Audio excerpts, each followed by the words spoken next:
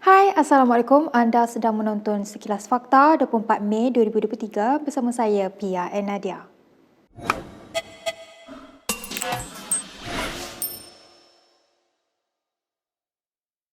Ahli Majlis Tertinggi UMNO Ahmad Maslan kesal dituduh kafir selepas dia dilaporkan meminta ahli parti itu menyokong calon DAP di kawasan masing-masing bagi mengukuhkan kerajaan persekutuan. Ahli Parlimen Pontian itu berkata kenyataan menggesa ahli parti sokong parti yang berada dalam gabungan yang sama adalah perkara biasa dalam politik.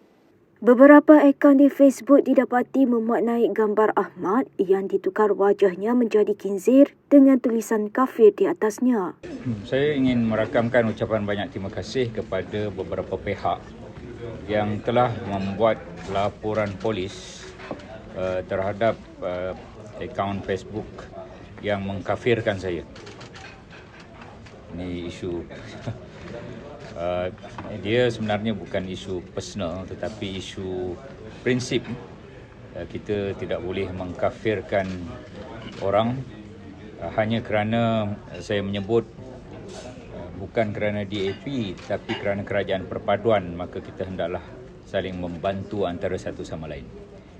Laporan polis telah dibuat di Sabah, di Pontian, di beberapa tempat yang lain, dan Pemuda UMNO Malaysia juga membuat laporan polis pada hari ini.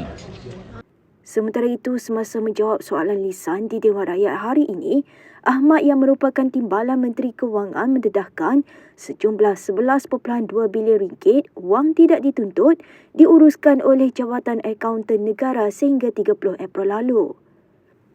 Beliau juga berkata rakyat yang mahu membuat tuntutan demikian boleh merujuk portal Jabatan Akaunten Negara. Saya juga ingin menyeru pada rakyat di luar sana yang menonton siaran ini, silalah tuntut. Wang yang tak dituntut itu pertama kena cek dulu sama ada kita ada atau tidak wang tak dituntut. Oleh kerana nombor kad pengenalan saya ni diketahui oleh ramai orang, jadi ada orang lain cuba menuntut wang saya, lebih kurang 12 orang. Janganlah buat begitu ya. Dan siapa-siapa yang ingin menuntut wang tak dituntut ini tidak perlu menyediakan ejen atau melantik ejen, dan tak perlu ada sembarang pembayaran pun. Terus sahaja pada portal yang berkaitan, Jabatan Akaunten Negara akan memproses. Kenyataan dibuat Presiden PAS Abdul Hadi Awang semalam yang menyalahkan Anwar Ibrahim sebagai punca masalah dihadapi Kelantan adalah merisaukan. Menurut Muhammad Agus Yusof, Abdul Hadi menyalahkan Anwar semata-mata selepas mengaitkan isu tersebut dengan jawatan ahli Parlimen Tambun itu sebagai Menteri Kewangan. Menerusi satu kenyataan, Ketua Pengarah Jabatan Komunikasi Komuniti JKOM itu berkata, Anwar hanya menjadi Menteri Kewangan pada 1991 sehinggalah dipecat dari parti dan kerajaan pada 2 September 1998 dan menjadi Perdana Menteri ke-10 baru 6 bulan. Soal Agus, dia berasa pelik kenapa Hadi tidak menyalahkan Dr. Mahathir yang menjadi Perdana Menteri pada 1991. Semalam Abdul Hadi menunding jari kepada Anwar kerana didakwanya menjadi punca kerajaan Kelantan dan negeri lain yang ditadbir PAS disekat daripada menerima bantuan pusat. Agus juga berasa pelik melihat bagaimana PAS cuba menyelesaikan isu di Kelantan apabila parti itu menjadi kerajaan pusat antara 2020 dan 2022 yang lalu. Berita seterusnya, bekas Menteri Kanan Daim Zainuddin dan Ahli Perniagaan Halim Saad tidak menjawab sebarang soalan berhubung siasatan SPRM.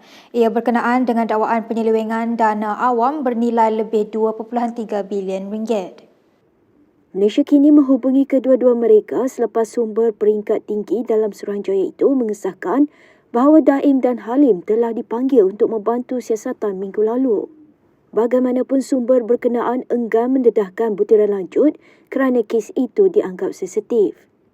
Malaysia kini telah menghubungi pejabat kedua-dua mereka untuk mendapatkan ulasan dan juga mengemukakan beberapa soalan atas permintaan pembantu pejabat Halim. Bagaimanapun sehingga kini tiada sebarang maklum balas diberikan. Jumaat lalu Bernama melaporkan SPRM sedang menyiasat seorang bekas Menteri Kanan dan ahli perniagaan terkemuka bergelar Tan Sri atas dakwaan penyelewengan yang berlaku pada 1990-an. Siasatan tertumpu kepada pengambil alihan saham yang melibatkan syarikat tersenarai awam yang didakwa menyebabkan kegawatan ekonomi Malaysia pada 1990-an. Kerajaan hanya memerlukan 24 jam untuk meminda undang-undang bagi memastikan kalimah Allah hanya boleh digunakan oleh orang Islam di Semenanjung Malaysia dan kelonggaran diberikan terhadap orang bukan Islam di Sabah dan Sarawak. Peguam Muhammad Hanif Khatri Abdullah berkata, kerajaan tidak boleh melenggah-lenggahkan perkara itu berikutan Perdana Menteri Anwar Ibrahim sendiri mengumumkan demikian semasa persidangan Dewan Rakyat semalam. Dalam satu kenyataan menerusi video yang dimuat naik ke akaun Facebooknya semalam, Hanif berkata adalah wajar kerajaan menyelesaikan hal itu dalam tempoh 24 jam. Tapi sekarang ini, tanpa adanya rayuan dan tanpa adanya gubalan arahan baru, maka bagaimanakah pihak berkuasa dan majlis agama negeri masing-masing hendak melaksanakan tanggungjawab mereka? Itu yang menjadi isunya.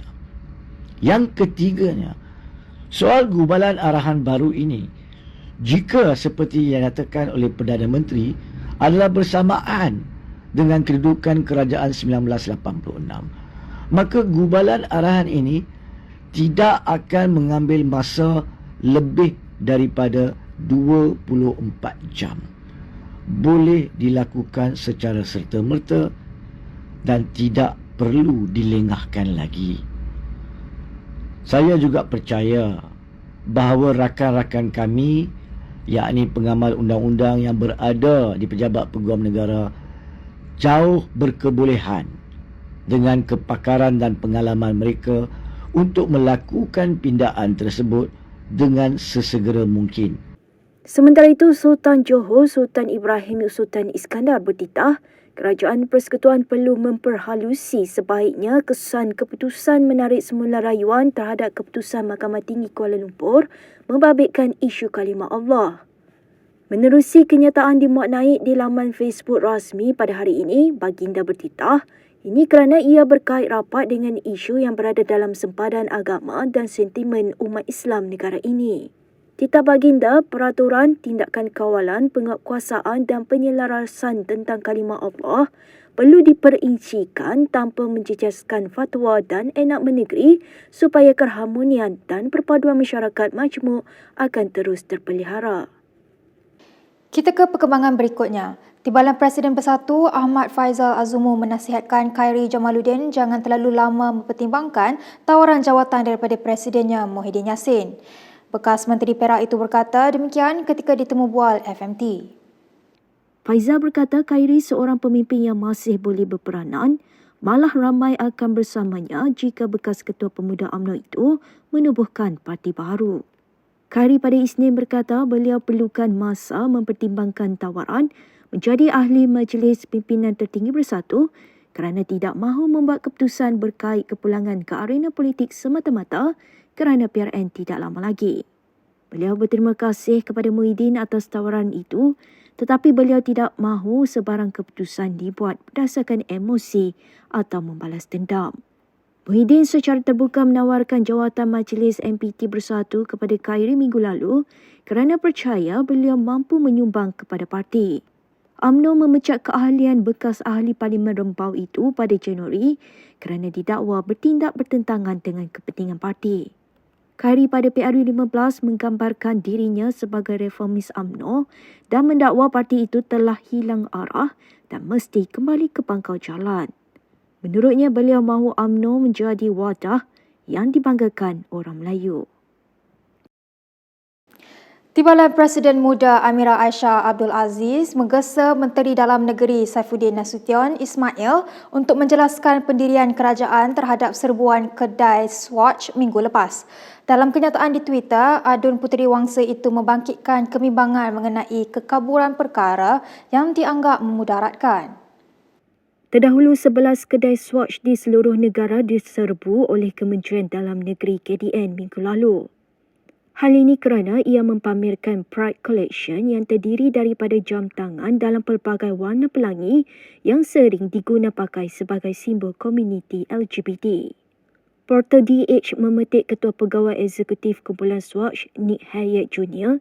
yang mengesahkan serbuan pada 13 dan 14 Mei serta rampasan sejumlah jam tangan. Hayat menafikan sebarang motif politik dengan jam tangan itu.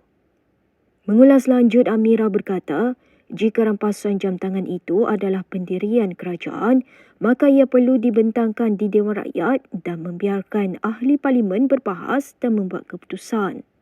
Amira juga melampirkan gambar notis yang dikatakan disampaikan oleh KDN kepada cawangan Swatch di Mid Valley Mega Mall, menyatakan bahawa 22 jam tangan telah dirampas kerana mempunyai simbol LGBT. Notis itu juga menyatakan bahawa jam tangan itu telah melanggar Akta Mesin Cetak dan Penerbitan 1984.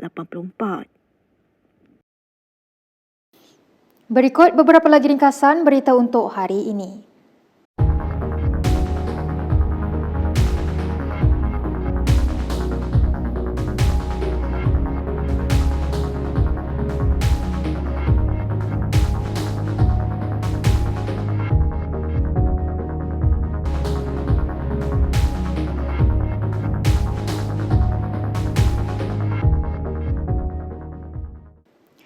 Sekian sahaja daripada saya, Pia Nadia, untuk Sekilas Fakta. Untuk lebih banyak berita, anda boleh melayari kinitv.com. Anda juga boleh mengikuti kami di Instagram, Twitter, YouTube dan Facebook. Salam hormat dan jumpa lagi.